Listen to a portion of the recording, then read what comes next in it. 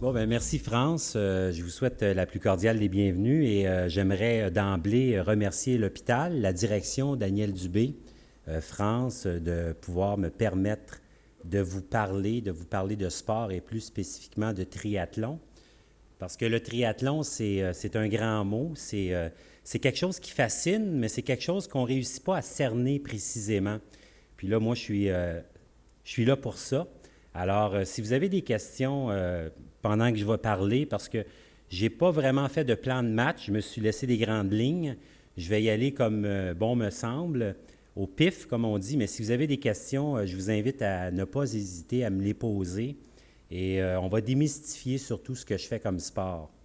Alors, j'espère que vous allez aimer. Puis, gênez-vous surtout pas pour me poser toutes les questions que vous voudrez bien me poser, parce que c'est important de savoir exactement ce que je fais, comment on est, comment on se sent, comment on arrive à faire ce que je fais comme triathlon, parce que c'est du triathlon ultra-distance, ce qui est différent du triathlon normal. Alors, c'est ça, je vous invite à ne pas être gêné pour ça. Je suis probablement meilleur en sport que pour parler. Alors, je vous demande d'être indulgent si jamais j'ai un petit peu de misère à me retrouver dans mes papiers, mais je vais tenter de vous livrer la marchandise du mieux que je peux. Je vais y aller avec le micro parce que je me sens beaucoup mieux avec un micro sans fil.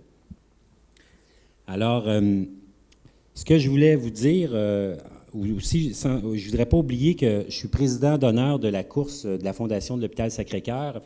Et pour une troisième année consécutive, cette saison, ils m'ont demandé d'être le coprésident d'honneur en compagnie de Pierre-Alexandre Rousseau, qui est un champion de ski acrobatique. Alors, ça me fera plaisir d'être là et j'espère que je vais pouvoir compter sur votre présence durant cette course. Il y en a pour tout le monde, évidemment des distances d'1 kilomètre jusqu'à 10 kilomètres. Donc, pour les gens qui sont un petit peu moins en forme, en bonne condition physique, il n'y a pas de problème. Vous pouvez venir prendre part à la course de la Fondation qui va être présentée, je pense, pour une 4e ou une 5e année consécutive.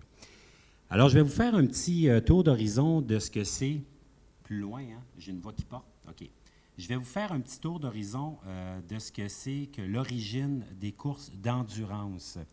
Parce que les courses d'endurance, évidemment, ça demande beaucoup. Ça demande beaucoup d'entraînement, ça demande énormément d'énergie physique et ça demande énormément, je pense que c'est la chose que ça demande le plus, de mental. Il y a mes amis français avec qui je compétitionne régulièrement. Je me suis lié beaucoup d'amitié avec les Français, évidemment, parce qu'on a des affinités communes qui appellent ça de la tronche, avoir beaucoup de tronche. Marie-Claude, je pense qu'elle est assez habituée d'entendre ce mot-là. Ça, c'est le mental. Et les meilleurs au monde, habituellement, dans les courses d'endurance, que ce soit course à pied, que ce soit triathlon ultra-distance, ce sont des Européens et les Français, disons qu'ils tirent assez bien leur épingle du jeu dans ce domaine-là. Quand on parle de triathlon, tri, ça veut dire 3. Athlon, c'est pour athlète. Et quand on parle de triathlon, on parle évidemment de 3 sports. Natation, vélo, course à pied. Et ça commence avec des distances très, très courtes qui sont accessibles à tout le monde. Donc, si vous pratiquez une activité physique quotidienne, vous faites de la course à pied, vous marchez, vous pouvez tenter de faire un triathlon de courte distance. Les plus courtes distances, habituellement, ça commence avec 250 mètres. Imaginez-vous dans votre tête, c'est quoi la distance de 250 mètres? C'est vraiment pas beaucoup. C'est un quart de kilomètre de natation. On enchaîne par la suite, ça peut être 10 ou 14 kilomètres de vélo et on termine avec un petit 2 ou 3 kilomètres de course à pied. Pour le commun des mortels, c'est facilement accessible. Avec un peu d'entraînement, c'est comme courir un 10 km. Je pense que tout le monde peut le faire si la personne, évidemment, est en bonne condition physique, a une bonne santé aussi, parce qu'il faut quand même avoir une bonne santé. Et avec un peu d'entraînement, je pense que c'est accessible à tout le monde. Alors, ça commence avec des distances très courtes. Ça va avec des distances beaucoup plus longues. Et l'origine, je voulais vous parler du marathon, mais je vais vous parler du triathlon tout de suite. L'origine du triathlon, bien, en fait, on retrace les premières origines du triathlon en Californie vers le milieu des années 70 ou même au début des années 70 et aussi en France. Il y a eu des courses qu'ils appelaient à l'époque, je pense, les 3 sports. Ils enchaînaient 3 sports et ça se passait durant les années 70. Mais l'origine réelle du triathlon, là où est née la grosse affaire, parce qu'aujourd'hui, c'est rendu la grosse affaire, c'est sur l'île d'Hawaï, en 1978. Il y avait des Marines qui étaient installés sur une des îles, parce que c'est un archipel Hawaï, je ne sais pas si vous figurez un peu comment c'est fait. Il y avait des Marines qui étaient cantonnés là-bas. À tous les jours, ils s'entraînaient très fort. À tous les jours, ils se mettaient au défi. À tous les jours, évidemment, après l'entraînement, ils allaient prendre une bière à brasserie, en mangeant, en discutant. « Toi, t'es pas bon, moi, je suis meilleur que toi, patati patata. » Il y en a un qui a pour nom, c'est un capitaine de vaisseau, qui a pour nom John Collins, qui, lui, durant une de ses soirées, a décidé de prendre le micro. Il est allé devant tout le monde, il a dit « Écoutez, les gars, là, vous vous obstinez pour rien, parce qu'on pourrait inventer un truc qui mettrait la machine humaine à dure épreuve, et ce serait le truc le plus fou qu'un homme aurait jamais fait. » Alors, j'ai pensé à quelque chose. Ça, je cite John Collins, là. Il dit ceci.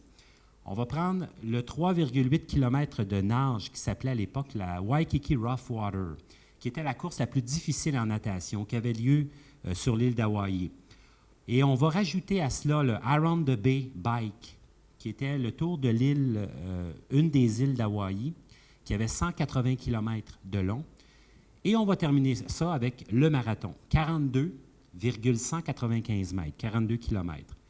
On va mettre les 3 épreuves une à la suite de l'autre. Et le premier qui va terminer cette épreuve-là, on va l'appeler Ironman. Les gars, ils ont tous dit, t'es malade, t'es fou, il n'y a personne qui va pouvoir faire ça, il n'y a aucun humain qui va s'aventurer là-dedans, parce que déjà, les 3 épreuves, c'était les 3 épreuves les plus difficiles qui existaient. Et c'est sûr que quand on est dans une épreuve d'endurance, on prêche pas mal pour notre paroisse, alors on se qualifie d'être le meilleur, ou c'est sûr que dans le monde, il y avait d'autres choses qui se faisaient, mais côté distance, natation, vélo, course à pied, c'était ce qu'il y avait de plus difficile. Alors, en 1979, je pense que c'est au mois de février, il y avait 17 athlètes sur la ligne de départ, dont un ancien gars qui faisait du pentathlon, du décathlon plutôt, excusez. Pentathlon, c'est chez les femmes aux Olympiques. Décathlon, je pense que vous savez c'est quoi, c'est 10 disciplines aux Olympiques.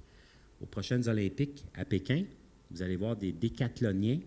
Ce sont, semble-t-il, selon les autres athlètes et selon ce qu'on entend, les scientifiques et tout, les athlètes les plus complets au monde. Il y a 10 disciplines. Ça part du 100 mètres, 110 mètres haies. Ils font du 400 mètres, ils font du 1500 mètres, soit à la perche, soit en hauteur, soit en longueur. En tout cas, c'est 10 disciplines. Et Gordon Haller, qui était un ancien décathlète, a terminé premier de ce premier Ironman en 11h47. 11h47, c'est le temps que moi je prends habituellement pour faire à peu près un Ironman actuellement. Je ne suis pas dans les meilleurs, je ne suis pas dans les moins bons, je me classe dans les moyennement forts. Et ça a été le premier à terminer, et il y a une drôle d'histoire à travers tout ça, parce que le deuxième qui a terminé, c'est John Donbird. Sur les 17, j'aimerais préciser que sur les 17, il y en a 12 qui ont terminé. Et le deuxième qui a terminé, c'est John Donbird. Et il y a une grosse lutte entre les deux, parce que tout se joue sur la course à pied. La natation, ça va. 3,8 km, là, pour vous situer. Les meilleurs nageurs négocient ça entre 45 minutes, les meilleurs nageurs au monde, et ça va jusqu'à 1h45 à peu près. Le vélo, bien, si on parle d'une vitesse de 35 km/h, bien là, c'est 5 heures à peu près. 4h30, 5 heures de vélo sans arrêt. Et le marathon, bien là, c'est entre 2h50 et ça va jusqu'à 4 heures. Et sur la course à pied, c'est vraiment ça c'est là que ça s'est joué entre les deux. Les deux étaient nez à nez, il restait, je pense, 2 km. Et John Donbird, il avait soif, il avait faim, il avait oublié de manger, il avait oublié de boire, parce qu'il faut préciser que durant ce genre d'épreuve-là, il faut manger, il faut boire, parce que la machine humaine, c'est comme n'importe quoi, c'est de la mécanique, et ça prend du gaz pour le faire avancer. Alors, il y a quelqu'un qui lui a donné une bière à 2 km de la fin. Le gars, il est tombé. Puis, en fin de compte, c'est Gordon Haller qui a terminé premier du premier Ironman. Et comme je vous ai dit, sur les 17, il y en a 12 qui ont terminé. Alors, ça montrait quand même le niveau de difficulté de l'effort, parce qu'il y avait quand même, c'était 17 Marines qui étaient très bien entraînés, qui étaient top shape, comme on dit, des gars qui s'entraînaient régulièrement, qui faisaient peur.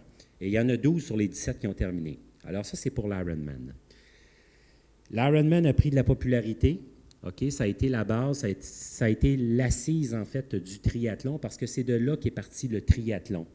L'Ironman a pris beaucoup en popularité. Maintenant, à Hawaï, à tous les mois d'octobre, c'est le championnat du monde de la distance Ironman, 3,8, 180, 42,195. Et il y a les meilleurs athlètes au monde qui se pointent là. Évidemment, ça prend des qualifications. Quand tu veux aller à Hawaï pour faire le championnat du monde, il faut que tu te classes dans ta catégorie d'âge ou sinon, si tu es classé élite, si tu as un statut d'élite, bien évidemment, tu as des temps aussi qui sont prérequis, mais tu peux quand même participer à cette compétition-là. J'aimerais préciser aussi que la première fois que le triathlon a été présenté aux Olympiques, je ne sais pas si vous vous en rappelez, c'est aux Jeux de Sydney en 2000. Et la plupart des gens ne le savent pas, mais le premier médaillé d'or olympique du triathlon, c'est un Canadien qui a pour nom Simon Whitfield. Et je ne sais pas si vous vous rappelez, mais il avait terminé, je pense, sur les 100 compétiteurs, il avait terminé quelque chose comme 69e ou 70e après la natation, puis il a fini premier. Alors, c'est ça un peu la magie du triathlon, c'est que tu peux sortir dernier de l'eau et tu peux te ramasser pratiquement dans les 10 premiers, puis je vais vous raconter une histoire que moi-même j'ai vécue, puis ça n'a pas assez proche que je fasse même mieux que 10 premiers. Mais en tout cas, on va revenir là-dessus tout à l'heure. Mais Simon Whitfield a été le premier médaillé d'or olympique du triathlon. Et la distance olympique, c'est 1,5 km de natation, 40 de vélo et on enchaîne avec 10 km de course à pied. Habituellement, les meilleurs font ça entre 1h45 et 2 heures. Donc, c'est 1h45 ou 2 heures, entre 1h45 et 2 heures d'effort. C'est pas rien. C'est pas rien parce que tu es pratiquement au maximum de tes capacités physiques et mentales. Tu es dans le tapis. C'est de l'effort. C'est beaucoup d'effort. C'est à peu près la même distance que prend un marathonien. Les meilleurs marathoniens au monde actuellement courent un marathon à peu près en 2h06, 2h07. Je pense que le record du monde maintenant est en bas de 2h06, mais j'aimerais vous préciser que le marathon, il n'y a pas de record du monde du marathon. Il y a meilleure performance mondiale, parce qu'il n'y a aucun marathon qui est fait pareil. OK? Quand on parle de meilleure performance mondiale du marathon, c'est en raison que chaque marathon est différent. Marathon de Londres, il va avoir son niveau de difficulté. La distance va rester la même, à 42,195. Mais le niveau de difficulté va être différent du marathon de Montréal, du marathon de Pékin. Alors, c'est toujours la meilleure performance mondiale. Et je pense que c'est 2h05 et quelques, la meilleure performance sur marathon. Puisque je parle de marathon, je vais vous parler de l'origine du marathon. Sûrement que la plupart des gens le savent. Mais la distance, ça, c'est un petit peu plus compliqué. Pourquoi 42,195? Ça, c'est quand même assez spécial. La légende veut que pendant la bataille entre les Grecs et les Perses, ça, je pense que ça se passait en 490 après Jésus-Christ, dans ce coin-là. J'étais pas là, en tout cas. Et j'aurais aimé ça. Il y a un messager qui est allé annoncer la victoire des Grecs sur les Perses et il a couru de la ville de Athènes jusqu'à la ville de Marathon et il aurait couru 40 km. Il serait mort en donnant le message. Voici, les Grecs ont gagné, patati patata. Pouf, il est tombé mort. C'est pas rien courir 40 km. Pour ceux qui courent des 10 km, des 5 km, vous le savez, il y a de l'effort. Ça demande beaucoup. Mais là où vient le 42,195, bien là, ça a été un caprice de la royauté en Angleterre. Parce que le marathon, à partir de 1896, aux premiers Olympiques de l'ère moderne, se courait toujours sur 40 km. Mais en 1908, à Londres, il y a la royauté, sous le règne, je pense, de Édouard VII. Je suis moins bon en histoire, mais il y a la royauté, la reine, qui voulait absolument voir arriver le premier marathonien arrivé durant les Jeux olympiques de Londres, en 1908. Alors, ils ont décidé de rallonger le parcours de 40 à 42,195. Ça donnait exactement cette distance-là pour que le premier coureur puisse faire son entrée dans le stade. Il y a toujours un tour d'honneur. Comme vous savez, vous allez voir à Pékin cette année, le marathon, il y a toujours, quand tu rentres dans le stade, il y a toujours un tour ou des fois il y a 2 tours d'honneur. Il y a une foule, 60-70 000 spectateurs. Ça doit être incroyable comme sensation. Alors, ça donnait 42,195 et depuis 1908, le marathon s'est toujours couru sur une distance de 42,195. C'est la distance pro format, c'est la distance officielle. Et chaque marathon dans le monde qui est couru, bien, ça prend cette distance-là exactement. Il y a même une légende qui dit que dans tous les marathons, certaines personnes le font, parce que les marathons, maintenant, c'est devenu un gros happening, c'est devenu une grande fête. Tu en vois de toutes les couleurs parmi les coureurs. Il y en a qui ont des pompons, il y en a qui ont des casquettes, il y en a qui s'habillent en jupe. C'est vraiment, il y en a même qui courent de reculons. Maintenant, il y a une légende qui dit que pendant le marathon, il y a certaines personnes encore qui rendent hommage à la royauté et au 40e kilomètre qui disent « Merci, Madame la Reine » ou « Merci, Monsieur le Roi » pour les 2 derniers kilomètres, 195, parce que c'est les plus difficiles, en fait. Parce que, comme je vous ai dit, courir un marathon, c'est pas facile, mais c'est faisable parce qu'il y a des gens qui le font. D'ailleurs, ici à l'hôpital, on a plusieurs médecins qui courent des marathons et on a de très, très bons coureurs. Et même s'il y a des gens aussi qui courent des 10 km ou des 15 km, on a également des très bons coureurs.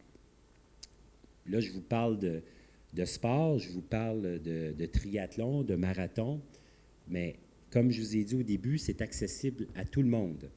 Pour commencer, il faut commencer tout doucement, tranquillement. Je n'ai pas commencé du jour au lendemain. J'ai commencé depuis que je suis tout jeune et aussi loin que je me rappelle, l'autre fois, j'ai sorti d'une de mes boîtes de trésors des petites plaques du temps que j'avais 10 ans. J'étais dans les louveteaux et j'ai regardé ce qui était marqué sur les plaques. Ça me fait rire.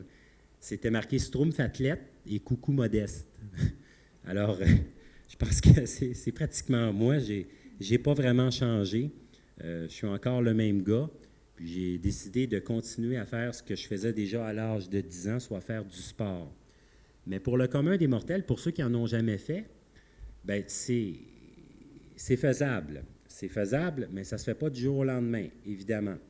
Ça se fait, c'est un travail de longue haleine. C'est un travail même de très, très longue haleine. Ça prend beaucoup de discipline, beaucoup de rigueur, beaucoup de rigidité. Et quand on dit que le travail, ça rapporte toujours, bien, ça assure surtout une pérennité dans notre mode de vie. Parce que pratiquer de l'activité physique, c'est un mode de vie. Moi, vous me diriez, Yves, tu ne vas pas courir aujourd'hui ou tu ne peux pas faire de vélo pour 2 jours. Tu es malade. Impossible. Hier soir, je vais vous donner un exemple. J'ai donné mon cours de spinning au Carrefour Multisport.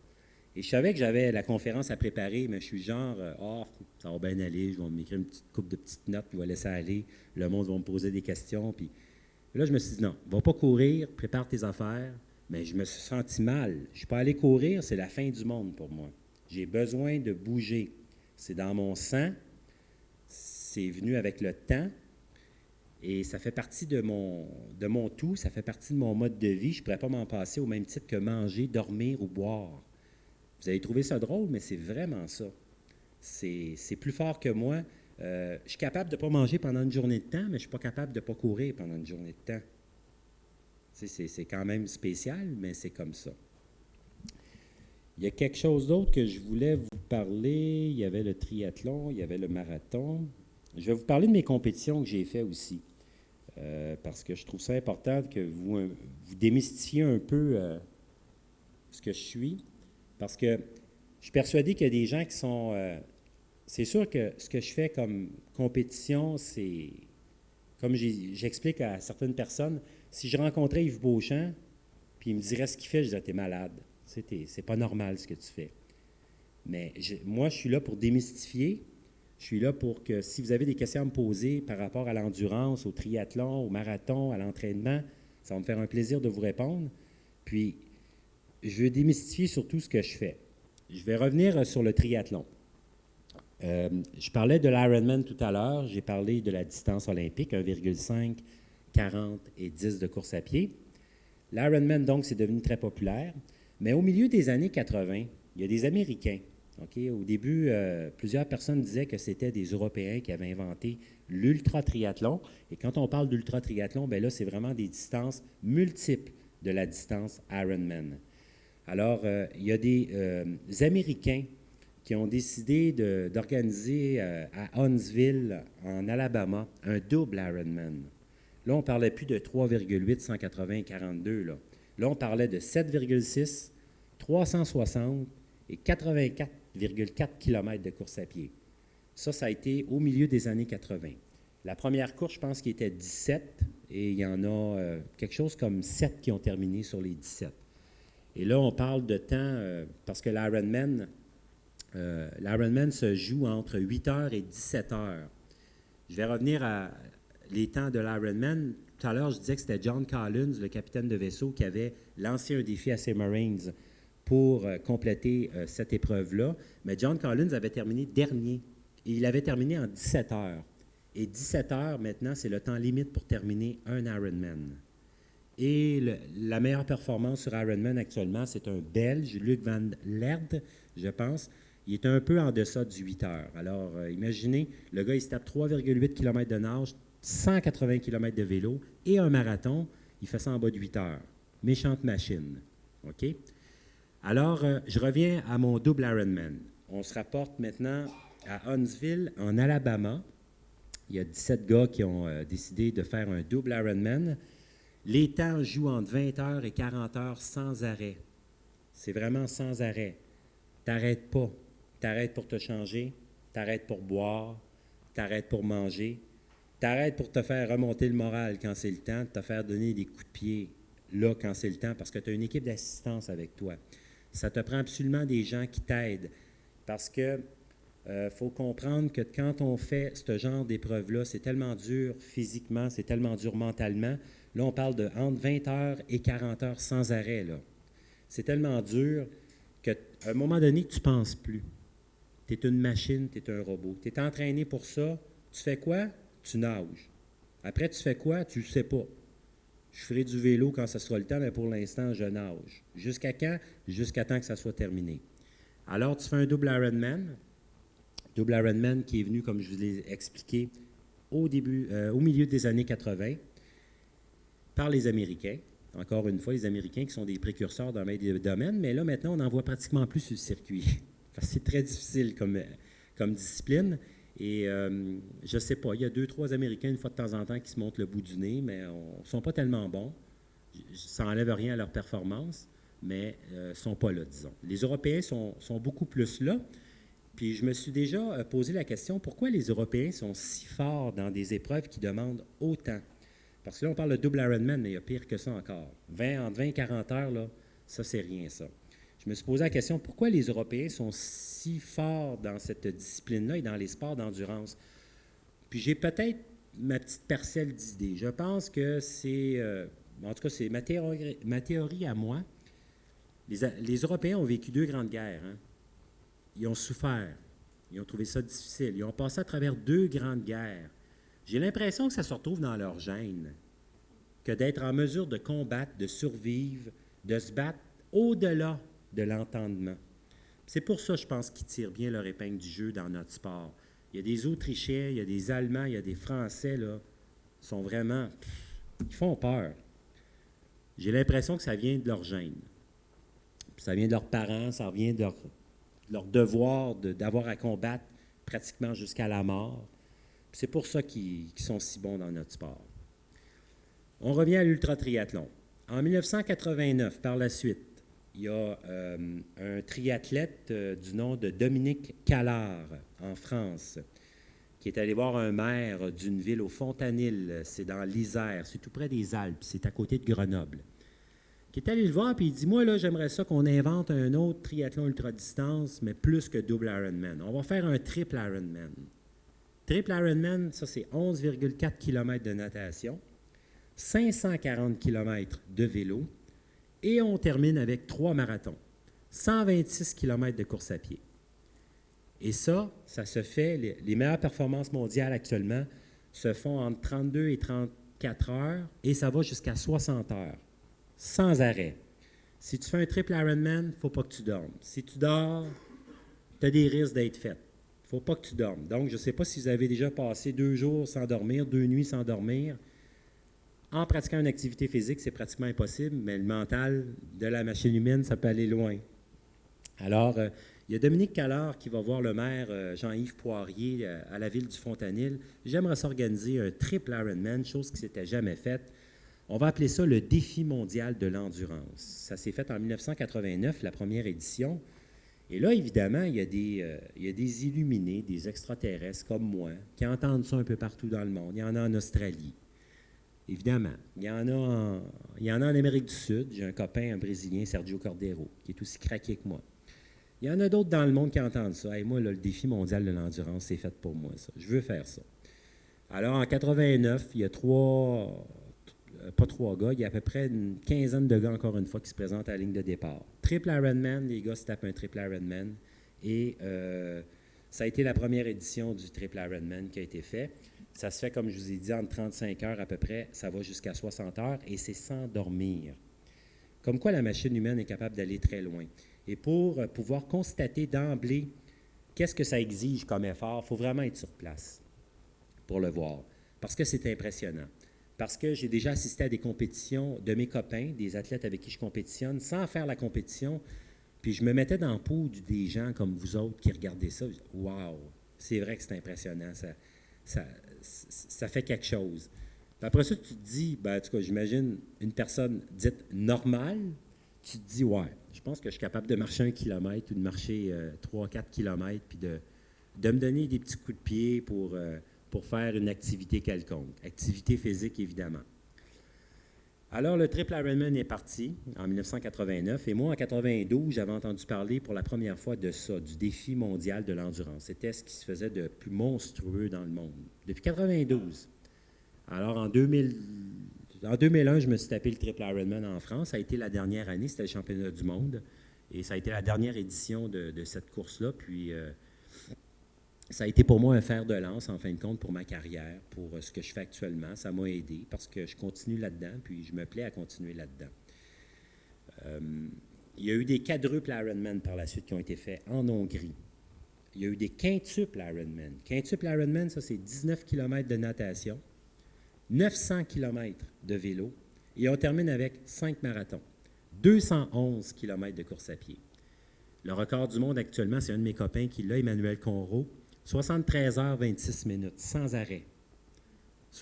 Imaginez, 73 heures 26 minutes, il a dormi 1 heure. Et quand il a terminé, je me rappellerai tout le temps, il a terminé sa ligne d'arrivée, il s'est installé dans une chaise roulante, puis il a pu bouger pour une journée. Il est resté là une journée de temps. En tout cas, 73 heures sans arrêt, sans dormir, en plein effort. En tout cas, tu n'arrives pas là du jour au lendemain comme ça. Et il y a eu aussi, évidemment, le décatriathlon qui est le top. Je ne veux pas paraître prétentieux en disant ça, mais je vais vous donner un ordre de grandeur peut-être pour vous montrer le niveau de difficulté que ça peut exiger. Dans l'histoire, depuis, je pense que c'est Hillary qui a escaladé l'Everest pour la première fois dans l'histoire, plus de 8800 mètres. Il y a à peu près 3300 humains qui ont atteint le sommet de l'Everest dans l'histoire, dont à peu près 150 sans oxygène. Ça, c'est pas rien, là. Atteindre le sommet de l'Everest sans oxygène, il faut le faire. On est 71